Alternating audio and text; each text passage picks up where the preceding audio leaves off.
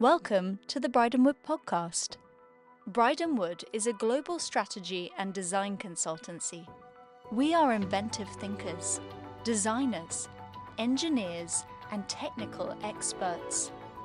We integrate creativity and deep experience to resolve complex challenges and realize a better world.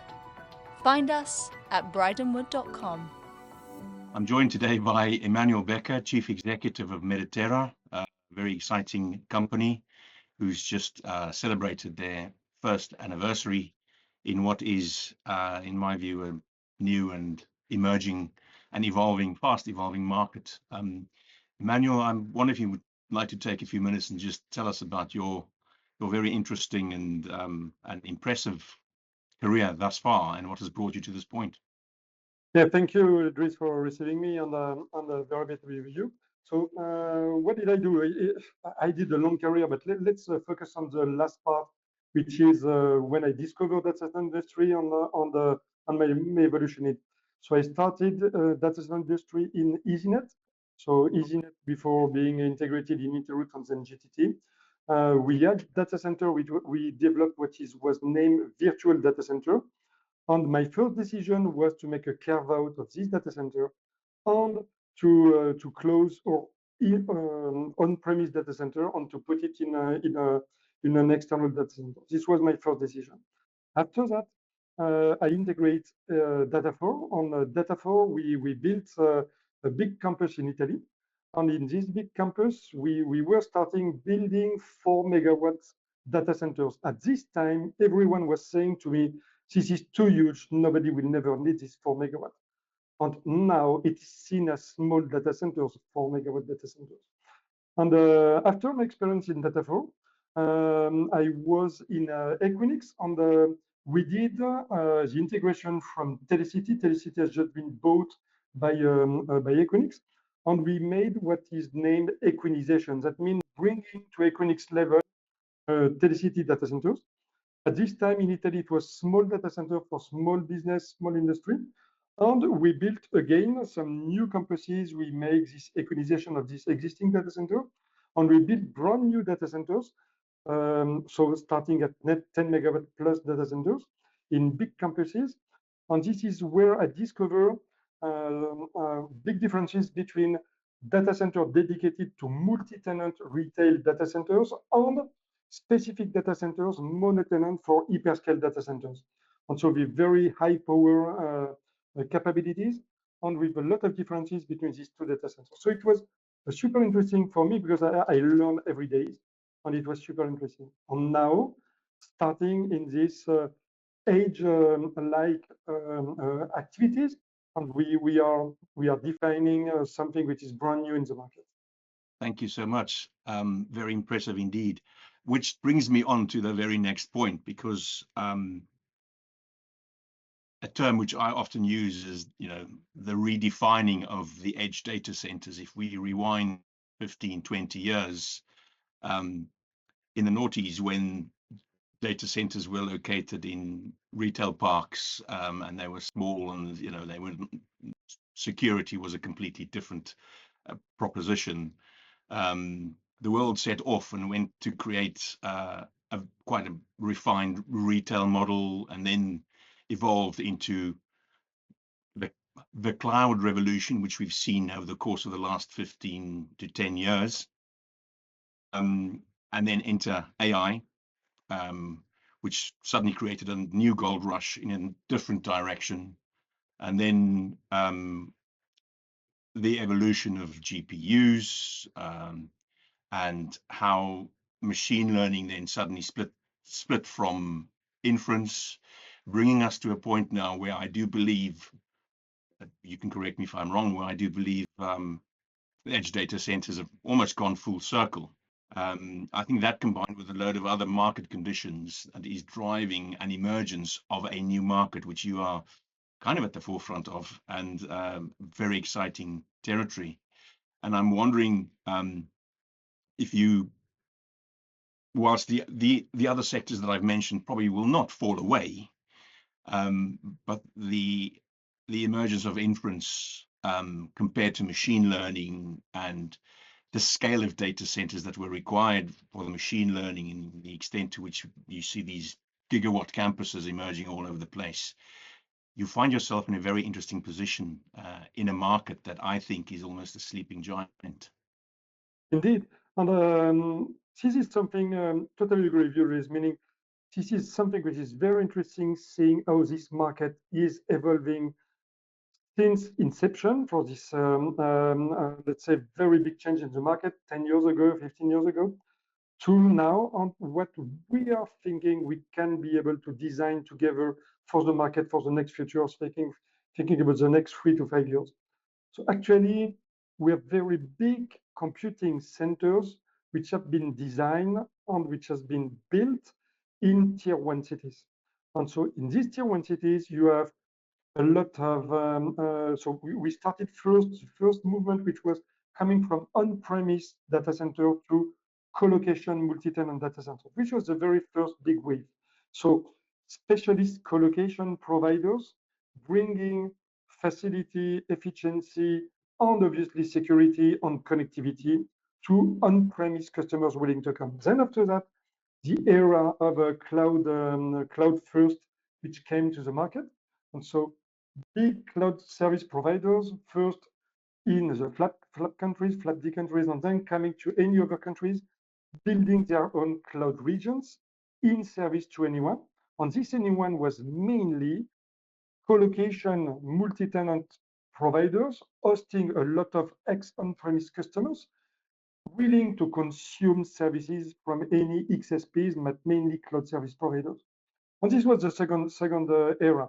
The third era is AI. Again, as you said, it's much more AI building LLM, large language model, or building their own systems starting. Again, everything which was focused in the same cities. And all of this together was kind of perfect model. Consumers, providers, and AI providers all together in one place to serve the country. And then we discover that it's not sufficient because you have a lot of activities. A country is not made by one city.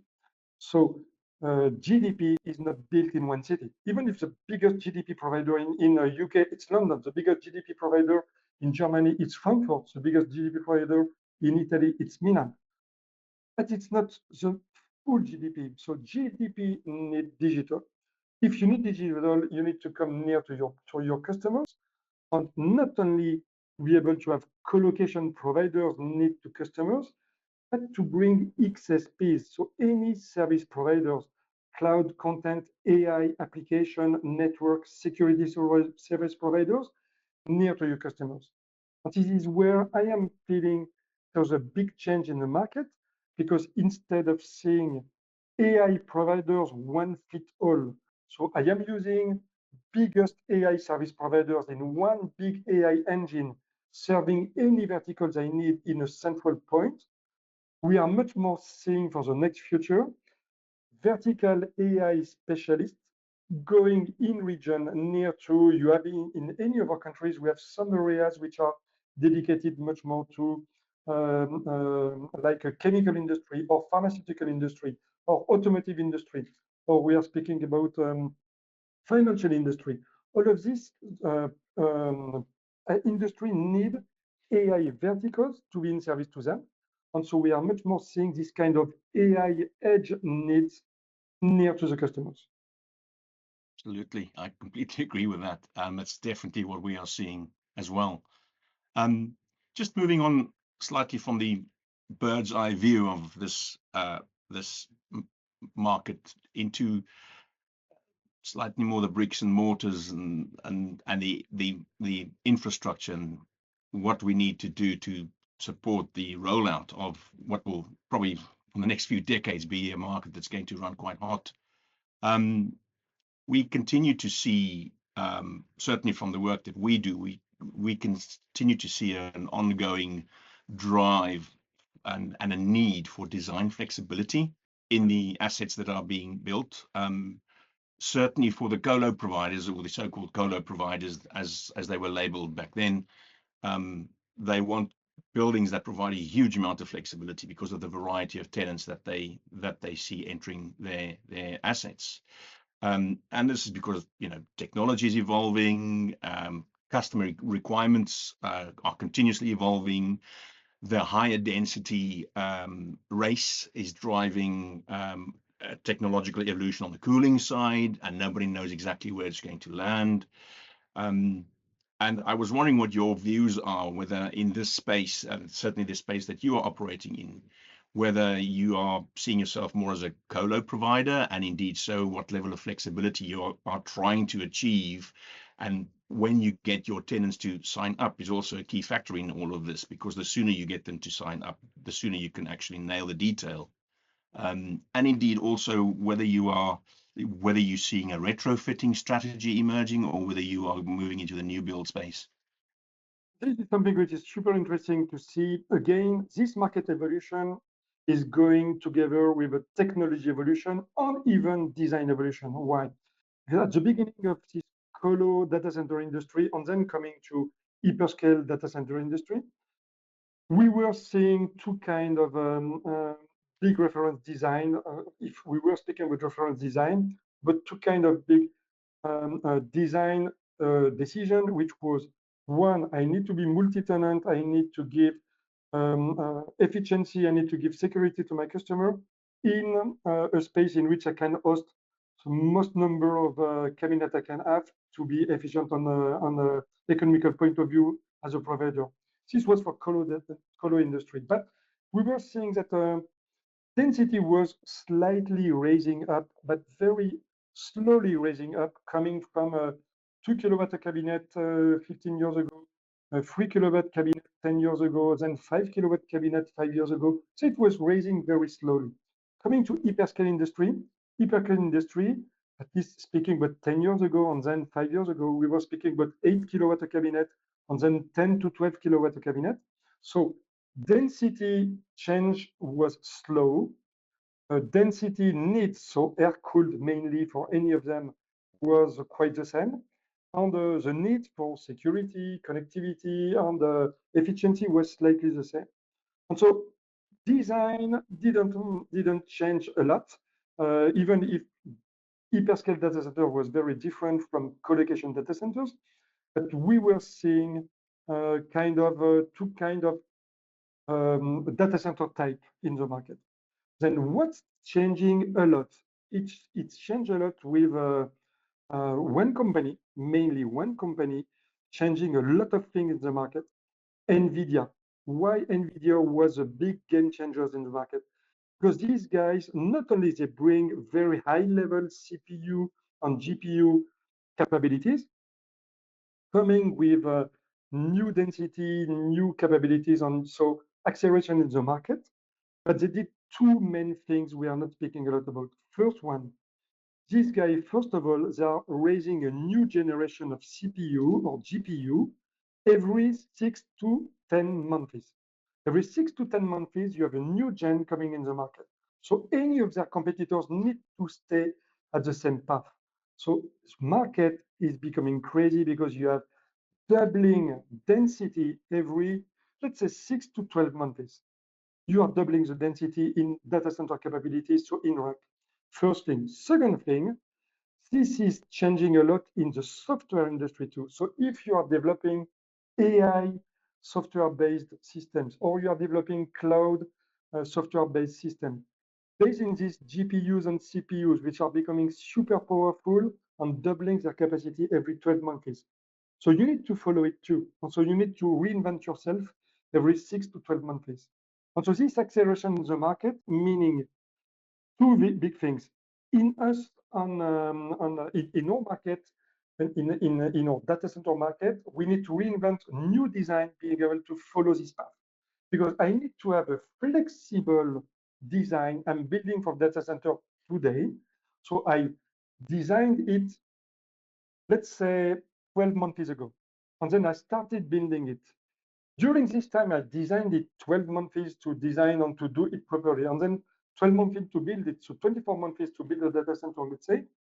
In these 24 months, I have 2 to 4 generations of new GPUs, 2 to 4 generations of new software, 2 to 4 generations of new ask for my final customers. And so I need to build something which needs to last for 20 to 30 years, but I need to be flexible every 6 to 12 months. And so this is becoming impossible. So we have an equation in which you cannot design it because it's too difficult. So what we are doing, all of us, we are doing phase-built data center. So we are building, you want to do a 10 megawatt data center, but you're starting building 2 megs and 2 megs and 2 megs and 2 megs. This is for multi-tenant colocation. If you're looking for an hyperscale data center, it's even worse. Why? Because you want to build a 20 meg data center for an hyperscaler. And these guys are coming 12 months ago saying, this is my design, this is my need. And then after 6 months, they come to you, you are in the middle of your design and say, oh, gentlemen, we are changing everything. Let's redesign this. And then they're coming after 12 other months and saying, oh, you are near to delivery, but we cannot accept it anymore because we have a new gen now to deliver. And so the middle of your building phase, you need to be flexible. And so this is coming not so much, we are putting a lot of pressure in engineering company for having this every 6 months flexible design in between a project, but we're putting a lot of pressure in tech providers in having this flexible building in the middle of a project. And so that means on the supply chain, you can imagine the supply chain on a genset generator, it's not changing a lot. On batteries, it's not changing a lot. On the UPS, it's not changing a lot. But on cooling systems, on the final energy distribution systems, it's changing everything. And so this is why actually reference design, I am saying we are even doing our own Mediterra reference design, but your reference design is lasting for 12 months, not more than 12 months. Yeah. That is a really good analysis of exactly how we also see the market, which quite conveniently leads me on to the next question, because my next question was all about the nature of a reference design and the need for a reference design, because again, we see from the majority of our clients, everybody refers to and infers that they want a reference design. And old school reference design is a singular blueprint of an entire asset that you complete, you hand over to your construction teams, and they roll on for the next decade. This is not the world we live in. As you were saying under the last question, there's so much that changes, so much that evolves.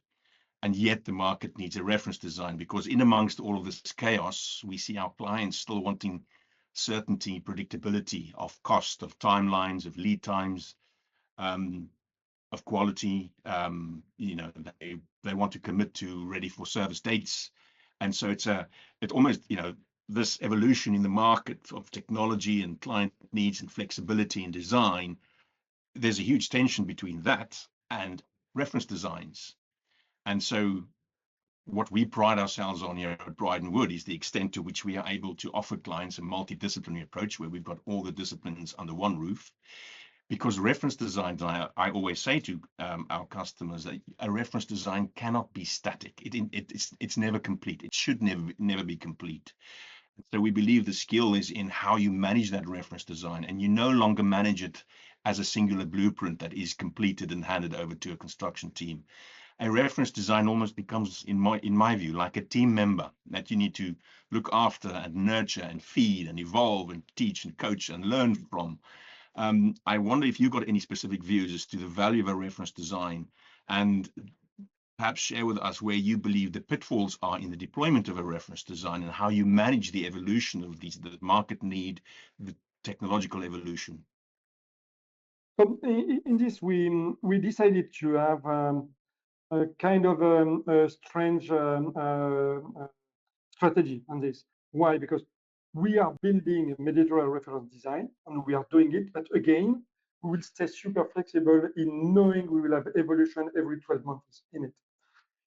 First step in this reference design, we decided to have air-cooled solution, main part of the data center, and liquid-cooled solution, second part of the data center. And we are speaking about 80-20 or 70-30%. This is what we're speaking about. So we want to have any of our data center to be LC ready, whatever it can be, liquid cool, direct liquid cool, immersive cooling, whatever it is. But your main design piping, to be very clear, on the cooling systems need to be ready for this. So we are putting pressure in our engineering companies and technology provider companies to be able to support us in doing this. Second point is market is evolving quickly, but not at the same way in any countries. It's not true. So what you are seeing in needs in some areas, let's speak about Virginia, let's speak about London, let's speak about Birmingham, let's speak about Milan, and let's speak about, I don't know, Roma. We did something in it is not the same level because your customers, some of them will be super advanced and will be super quickly in the very last generation technology, and some others will be much more shy to go to the last gen technology, and they want to be the just before the last gen technology on doing some tech evolution, but not so much, you know. And so it's not the same way. It's first of all, it's a culture basis. So in UK or in US, people will be much more eager to go to the last gen technology. Instead, in South Europe, we will much more be conservative in this evolution, and we will go in a different way. So you will build design, but we will maybe decline it between Italy or France or Spain in a different way because needs in this market will be different. So this is something which is interesting first. Second one is being able to adapt to this market is that mean you need to follow your tech providers. And something which is missing a lot in the market, according to me, is dialogue. Why? Because you have tech providers building something new somewhere. You have customers which are having some new needs. You have super specialized providers like NVIDIA or CPU, GPUs providers doing something else again. And then you have engineering companies which are designing new data centers. These four people are not speaking a lot together. And so we are in between these four big areas because we are the guys which are supposed to integrate everything together. We are the guys, so a DC provider, whatever it is, colo or hyperscale providers, we are supposed to be the one which is able to put everything together. Customer needs, tech coming, and new CPU, GPUs growing up, being able to accommodate it under any kind of a software evolution, having issue or having a new usage of these new CPUs and GPUs. And so if you are speaking with these people together, that means you will be able to build a better reference design. Why? Because we are listening to anyone. And then some ideas, you know, it will never get away because we know some ideas will not go to the market because it's too complex, too costly, too time depending or whatever. But some others will come. So speaking with all of these actors is bringing a value to the company. Second one, speaking about what you said perfectly, Dries, is final customers need three main things. They need to have security in what we are delivering because they need to know that we will not discover something new, they are not able to adapt. Second, they need to have a timeline. On the very last one, which is the very first one in their head, it's a cost. So if you are doing a reference design, you are supposed normally to control all these things. But we spoke before saying that you need to do a evolving reference design. So your job is to work together to maintain these three pillars, but being able to be flexible and adaptable to the market. And then you will be the best provider for any customers. It's very hard. It's very hard to do.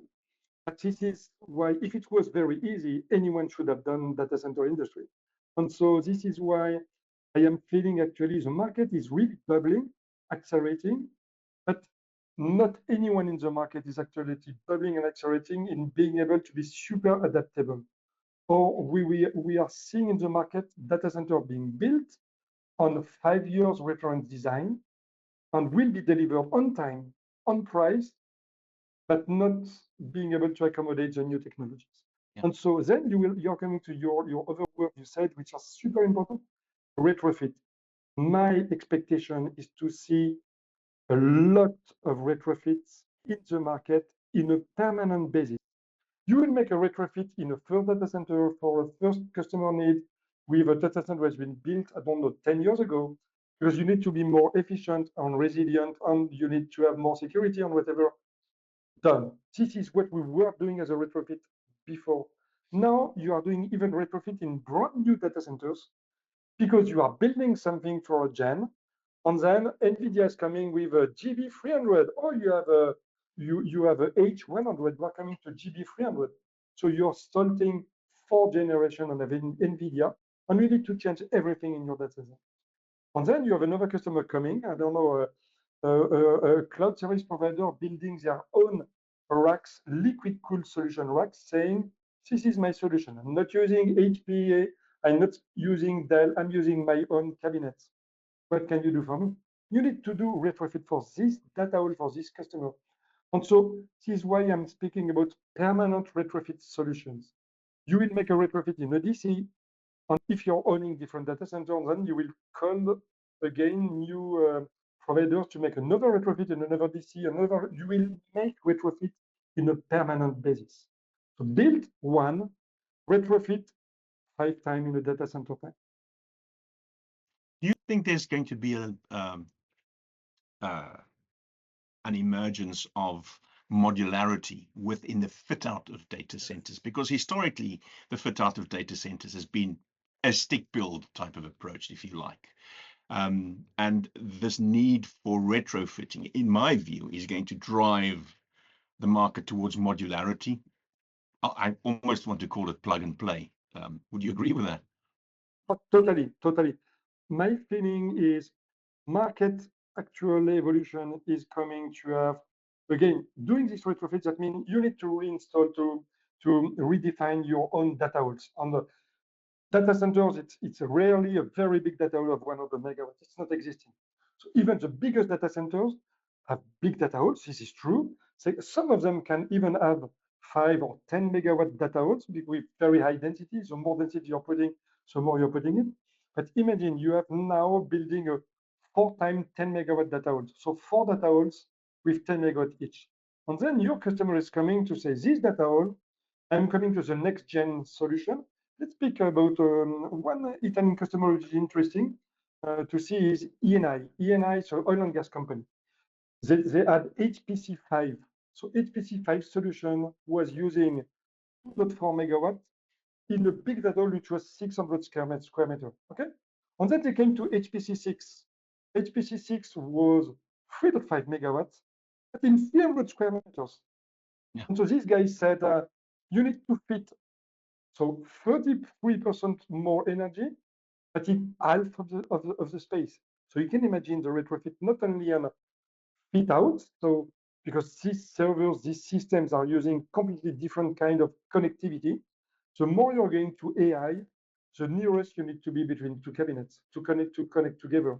So even your fit out of connectivity, you are thinking about having 6-meter fiber from one cabinet to another one, and then your customer will say, I give you 2 meters max. Find me a solution.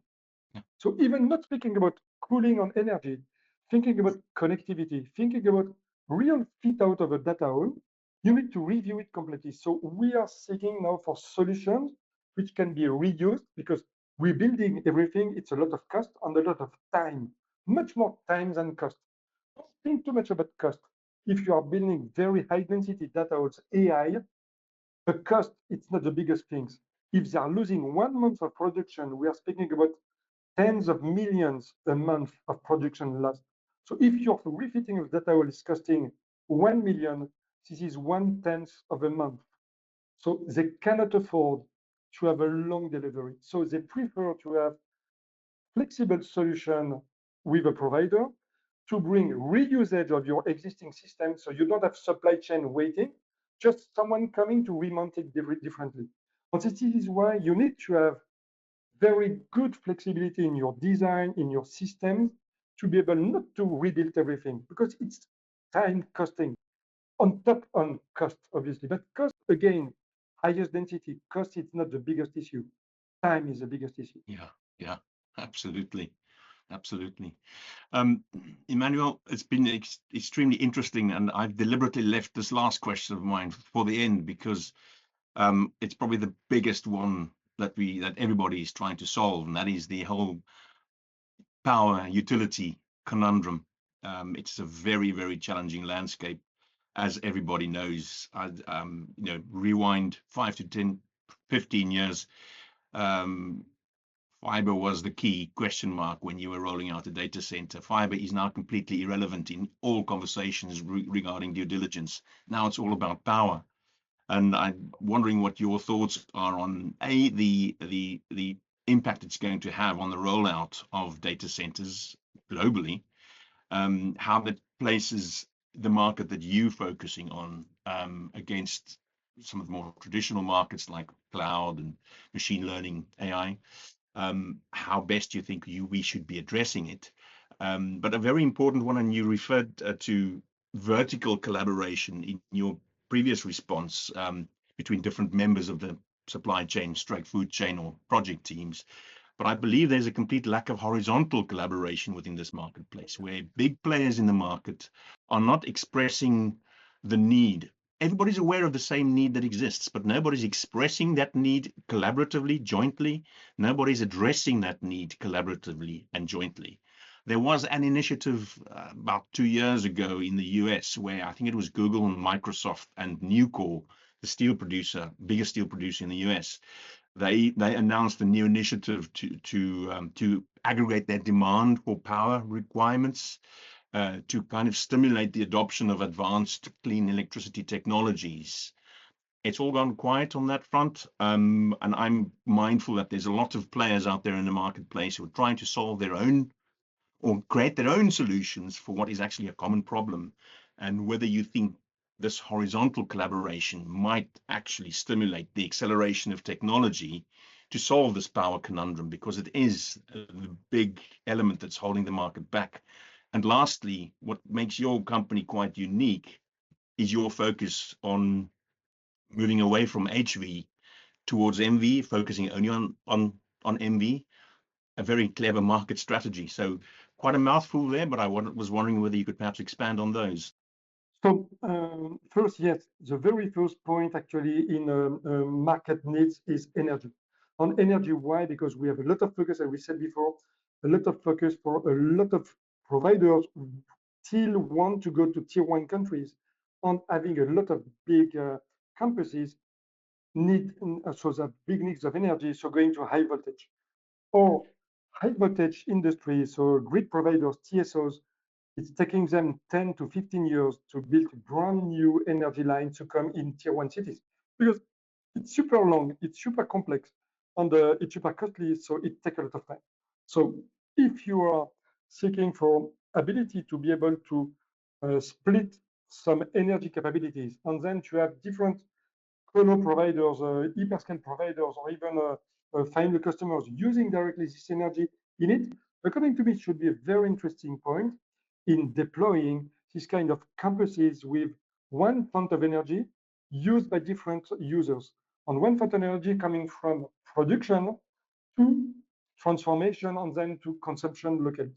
This should be very interesting. This is what some TSOs, some energy providers are looking to do in different countries. In any of your European countries now, you have a lot of some TSOs, but mainly energy providers, which are trying to use some part of their energy non-usage and to put it in the market with big piece of lands and to put it to the market.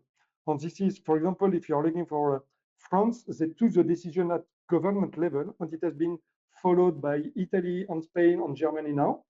And for UK, to be honest, I don't know exactly, but to put a pressure in having this kind of big areas, defined areas where energy is not an issue, but putting people together to use it. Then it's not working very well. Why? Because having energy before your main competitor, it's a competitive advantage. So you don't want to share this energy with someone else because it's a competitive advantage. So the biggest is your energy needs, the less you want to give this energy to someone else. And so this is why you still have a lot of energy reservation in the market. We are estimating in our market, European market, energy reservation, it's up to 10 to 15 times energy real needs. A lot of people are reserving, so booking energy, making energy banking, just because they don't want others to have it, and in case they will need it. So this is making acceleration in energy issue. Coming to us, we decided, seeing this, and then because I lived this in my previous experiences, because both data flow and acrylics, we were in high voltage. I decided to go only to mid voltage for three main reasons. First, I don't want to go to high voltage, timeline, cost, and issue to have energy available.